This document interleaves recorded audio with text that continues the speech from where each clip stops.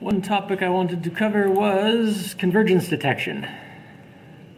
So, next assignment, write some code to detect convergence. It's the first thing you're going to be working on. What is convergence? What does that mean, and how do you do it? So, I guess first of all, what does it mean? Yeah. You've got your weights have gotten to the point where they don't change very much, and they've gotten, and it's relatively accurate. Yeah. Or it's about as accurate as it'll get using your stuff. So there's a certain movie where there's this guy and the girl, and the guy says, if I divide my distance with you in half, and then I do it again and again and again, will I ever reach you? And she's a theoretician, and she says, of course not. You'll never quite reach me. And so he does it, and then they end up so close that they kiss, and then he says that, well, close enough. And the point is, convergence is basically close enough. Now, let's suppose the vertical axis is root mean squared error, and the horizontal axis is time.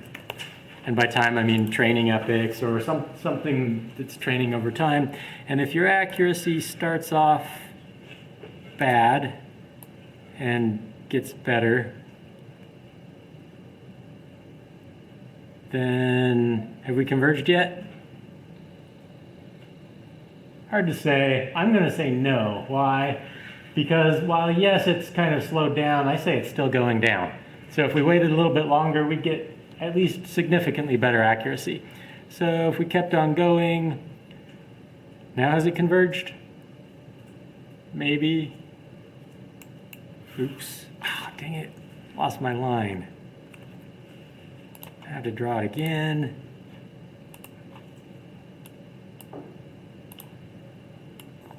Not converge, not converge, not converge. I don't know. How about now? Has it converged? Probably, unless it goes like that, in which case no, but if it doesn't, if it goes like that, then we have, and yeah. So there's convergence, and if you're training a neural network, you obviously want to train until it's converged, right? So when has it converged? Unfortunately, that problem is not very well defined, and there's no great answer, and you have to code it up. So how do you code up something that's not well defined? You arbitrarily define it. You say, let's keep training until we like it better. And how would you code it up? Give me your intuition on some code for detecting convergence. All right? When your momentum vector gets too small. Your momentum vector gets small. Ooh, that's a good one. So you've got these various vectors all being added together, right? And eventually they'll start fighting against each other because you're bouncing around in a local optimum, and when that happens, you know you've converged. That sounds good. Will your momentum ever go quite to zero? Only when you start, only at the very start. Yeah, for when you very first start it will. I claim it'll never quite go to zero because the latest pattern always carries more weight than the previous patterns, right? And the pattern before that carries more weight than the one before that. And so imagine a number that goes, well, a number that starts big and eventually goes down, but doesn't quite reach zero and sort of tapers off. Basically, when that number gets small, then you've converged. You see how we've kind of passed the problem off to another problem with almost the same shape and yet haven't actually solved anything? Kind of, maybe? I'm not saying it isn't a great idea. It is a great idea, but in order to detect when your momentum is small enough, you're going to have to pick a threshold of some type. And then when you cross that threshold, then you can say, okay, we're done. And if we're willing to pick a threshold, well, how about we just pick an error threshold? And then when we cross that line, then we say we're done. Okay? So how about this for convergence detection? Run your neural net, let it train for a darn long time. See how good the accuracy is, and then back it off just a little bit, call that a threshold, run again. When it crosses the threshold, then you're done. Does that sound good? Okay, here's why that's a bad idea. The darn long time thing is really hard to code up. because, well, and it takes a darn long time to implement it. Well, to execute it.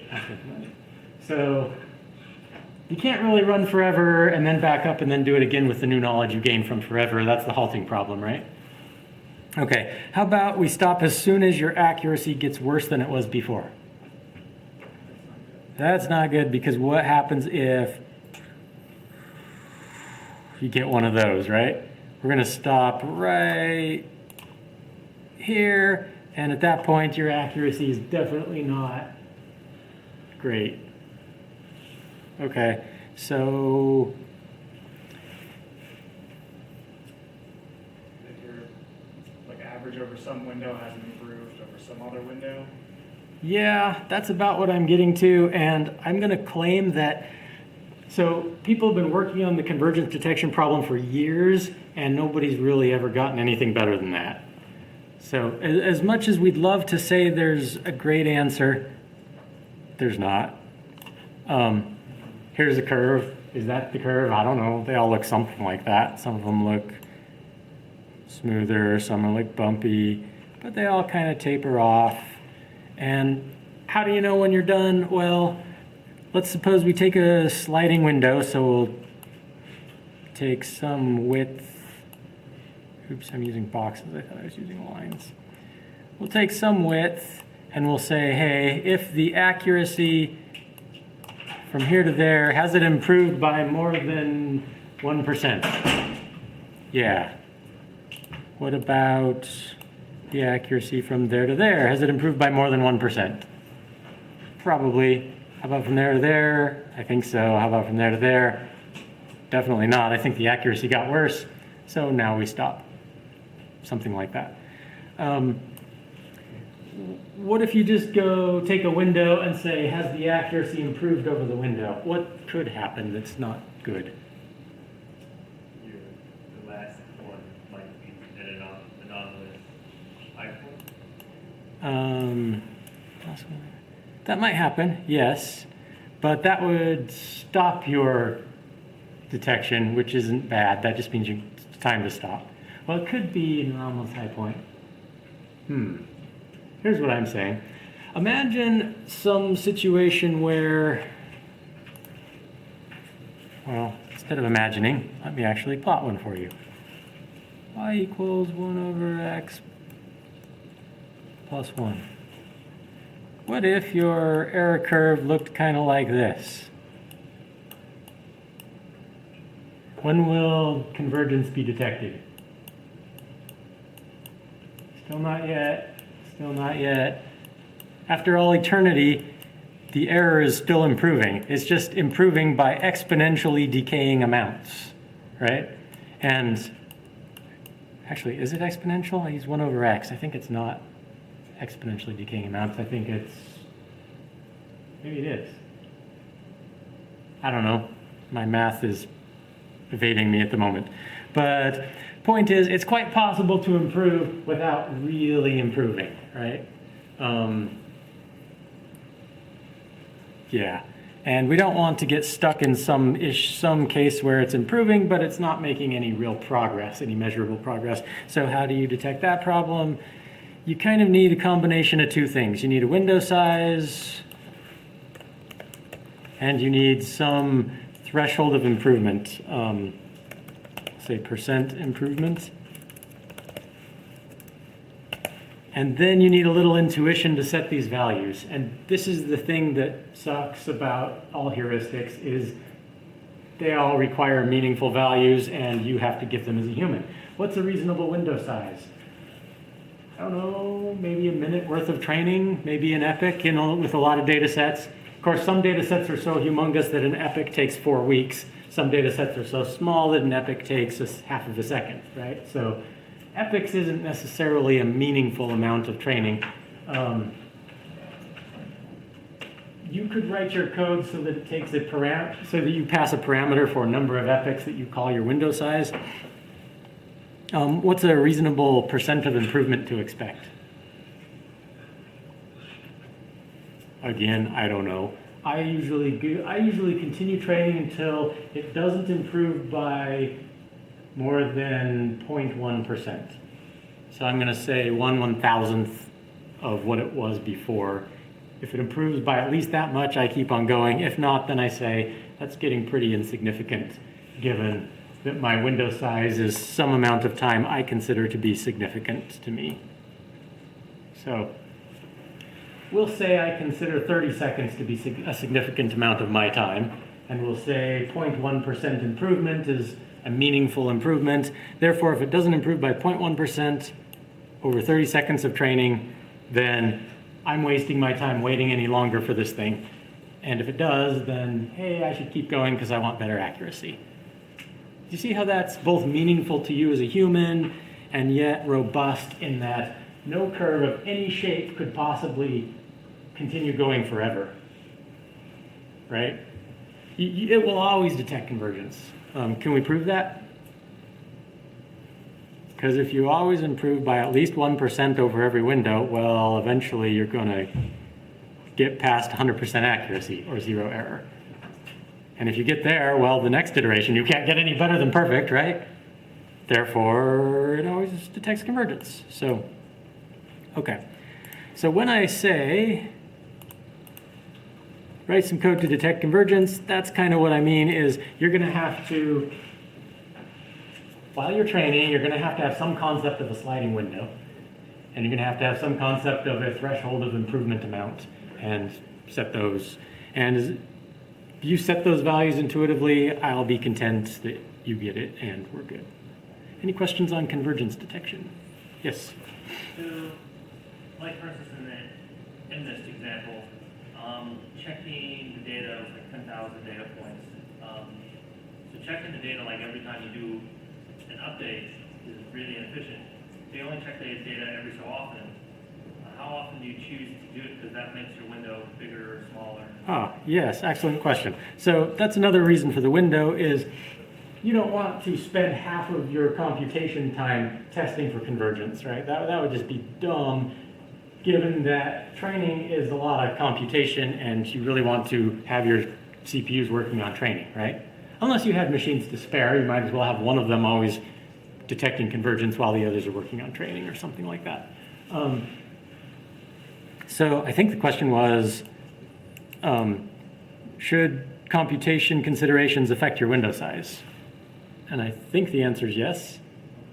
I don't know if there's any kind of optimal way to set that. I figure as long as your window size is at least an epoch, and it's, as long as it's a reasonable amount of computation occurs in each window, and as long as testing accuracy doesn't take up too much computation time, then the testing ends up being a small portion of your computation, and then who cares? It's kind of like debug logging. You usually don't want to log every single frame because you'll spend so much time just printing to the console that your program slows down. But if you print every 100 frames, most things run pretty fast. Okay. So this is known as convergence detection. It's also called stopping criteria. So if you see either of those terms in the literature, they're talking about the same thing. It's when do you stop training? How do you know when you've detected convergence? Those types of things, okay? Now I'm asking you to divide your training data into two portions called the training and the validation portions. How does a validation portion differ from a test portion? You don't know because I haven't explained it yet. Here's what I mean by that. You remember the story about my advisor was training a neural network and he kept his training data locked in a cabinet and separated from the training data, and yet every once in a while they'd bring it out to test their models and they'd tune their models, and yet somehow their models still managed to overfit the test data.